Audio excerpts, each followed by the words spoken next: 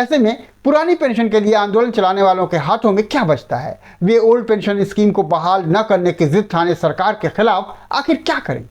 क्या ओपीएस आंदोलन आम चुनाव के बाद, केंद्र में भाजपा की सरकार बनने के बाद खत्म हो जाएगा, ठंडे बस्ते में चला जाएगा?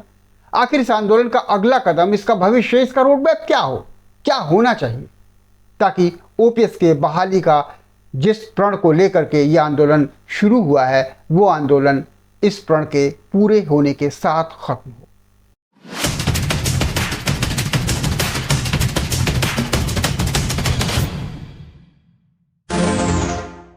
पुरानी पेंशन की मांग को लेकर देशव्यापी आंदोलन अपनी रफ्तार में है। बिहार, मध्य प्रदेश, महाराष्ट्र जैसे कई राज्यों में हर हफ्ते कोई ना कोई बड़ा इवेंट हो रहा है। G20 के हल्ले गुल्ले, शोर शराबे और प्रचार के बीच ओपीएस का मुद्दा और आंदोलन मीडिया से और बाकी सिनेरियो से कहीं दूर चला गया लगता है। इस आंदोलन का स्थानीय स्तर पर भी असर हो रहा है, जन समर्थन भी मिल रहा है और वहाँ के सांसद, नेता कह रहे हैं कि आपकी मांग जायज़ है, हम वित्त मंत्री को लिखेंगे। वे क्या लिखेंगे, उससे क्या होगा, ये सबको पता है। भाजपा के अंदरूनी सर्वेक्षण उसे बताने लगे हैं कि जिन 5 राज्यों में चुनाव होने वाले हैं, उनमें शायद ही उसको किसी राज्य में बिना जोड़ तोड़ के सत्ता नसीब हो। इस बात ने उसकी चिंता बढ़ा दी है कि ऐसे में आम चुनाव में उसकी स्थिति क्या होगी। भाजपा की ऐसी स्थिति का असर ओपीएस मुद्दे और उसके लिए चलाए अभियानों पर भी पड़ रहा है। घबराई बौखलाई सरकार तरह तरह के हवाई मुद्दे उछाल करके ओपीएस के ठोस मसले को इसके नीचे दबा देने की कोशिश में है।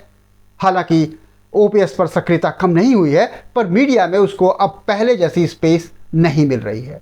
एक देश एक चुनाव एक मजाकिया और बोगस जुमला ज़रूर है, लेकिन सरकार अपनी जिद में इसे लागू करवा लेती है तो ओपीएस आंदोलन पर इसका बहुत बुरा असर पड़ सकता है।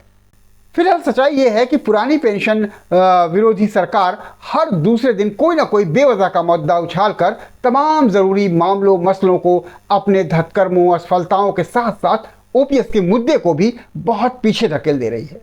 ओपीएस आंदोलन के समर्थक और उनसे सहानुभूति रखने वाली जनता भी इससे भटक जा रही है। इससे आंदोलन का आपेक्षिक विस्तार और असर कुछ हद तक कम पड़ जा रहा है। समय समय पर धार कुंद होती जा रही है, कमज़ोर हो जा रही है। उधर ओपीएस को लेकर केंद्र सरकार का रवैया पहले ही जैसा है। वो पुरानी पेंशन लागू करने के मूड में तो कतई नहीं है।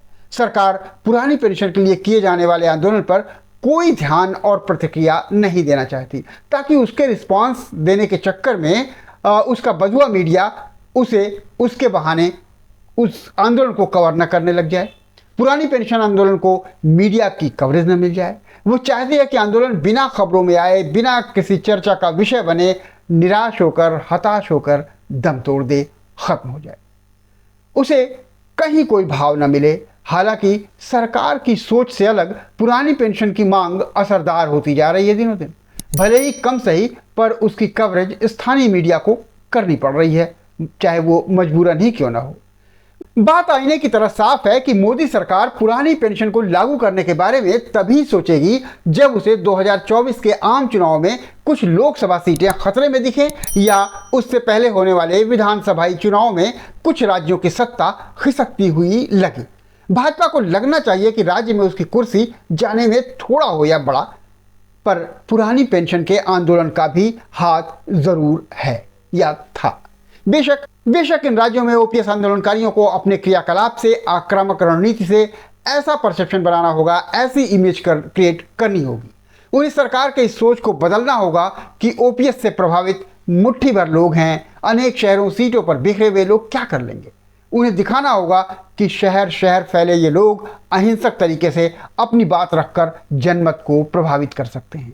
ऐसे में पुरानी पेंशन के लिए आंदोलन चलाने वालों के हाथों में क्या बचता है? वे ओल्ड पेंशन स्कीम को बहाल न करने की जिद ठाने सरकार के खिलाफ आखिर क्या करें? क्या ओपीएस आंदोलन आम चुनाव के बाद, केंद्र में भाजपा की सरकार बनने के बाद खत्म हो जाएगा, ठंडे बस्ते में चला जाएगा? आखिर इस आंदोलन का अगला कदम, इसका भविष्य, इसका रोडमैप क्या होना चाहिए, ताकि ओपीएस के बहाली का जिस प्रण को लेकर के यह आंदोलन शुरू हुआ है, वो आंदोलन इस प्रण के पूरे होने के साथ खत्म हो। अभी तक ओपीएस की मांग करने वालों ने देखा कि उन्हें टुकड़ों टुकड़ों में ही सफलता मिली है। उन्हें राज्यवार कामयाबी मिली है। राजस्थान, छत्तीसगढ़, हिमाचल, पंजाब वगैरह एक के बाद एक। अब अगले राज्य महाराष्ट्र और कर्नाटक हो सकते हैं जो पुरानी पेंशन को लागू कर सकते हैं। मतलब ये कि ओपीएस के आंदोलनकारियों को अगले साल के शुरुआत तक चुनावी राज्यों पर खासा ध्यान केंद्रित करना चाहिए। उसके बाद जो आंदोलन राष्ट्रीय स्तर पर चल रहा है उसी को मजबूती देने के बाद भविष्य में कोई भी सरकार आए केंद्र में, पर यदि वह केंद्रीय स्तर पर पुरानी पेंशन लागू नहीं करती है तो उसके खिलाफ पूरी ताकत झोंक कर अपने आंदोलन को तेज करना चाहिए। केंद्र में यदि गैर भाजपा गठबंधन का राज आता है तो उसके सामने गैर भाजपाई राज्य इस बात के उदाहरण होंगे कि पुरानी पेंशन लागू की जा सकती है, और भाजपा शासित राज्यों को यह भय होगा कि उनका हाल केंद्र सरीखा भी हो सकता है। यदि केंद्र में एक बार फिर भाजपा शासन बहाल होता है, तब भी अगर 2024 के आम चुनावों से पहले राज्यों में की गई मेहनत का फल मिलता है और वहां गैर भाजपा सरकारें बनती हैं, तो उन पर पुरानी पेंशन जल्द लागू करने का दबाव बनाया जा सकता है और उनकी सहमत से संभव है कि केंद्र पर भी कुछ दबाव पड़े। कुल मिलाकर के यदि कई बड़े राज्य पुरानी पेंशन आम चुनाव आने से पहले लागू कर देते हैं या फिर इसके प्रति अपना सकारात्मक रुख दिखाते हैं, तो 2024 के बाद यूपी जैसे बड़े राज्य के साथ साथ कई दूसरे राज्यों पर भी पर्याप्त दबाव इसके लिए बनाया जा सकता है। इस तरह से बात साफ है कि ओपीएस की लड़ाई भविष्य में न सिर्फ और तेज करनी होगी बल्कि इसे टुकड़ों टुकड़ों में लड़ना होगा। इसे राज्य केंद्रित करना होगा, केंद्र पर यह दबाव बनाना होगा कि भले ही वह अपनी अकड़ में रहती रहे, पर ओपीएस आंदोलन राज्यवार उनके सियासी आधार को खोखला कर रही है और जनता का समर्थन उसके साथ है। कर्मचारी एकजुट हैं। ओपीएस के खिलाफ सरकार के खोखले तर्क ज़्यादा दिन नहीं चलेंगे। एक न एक दिन केंद्र के स्तर पर पुरानी पेंशन लागू करनी ही होगी। तो द एडिटर के इस एपिसोड में यहीं तक। अगली बार फिर किसी खास मुद्दे के साथ हाजिर होंगे। संजय श्रीवास्तव को इजाज़त दीजिए। नमस्कार, धन्यवाद।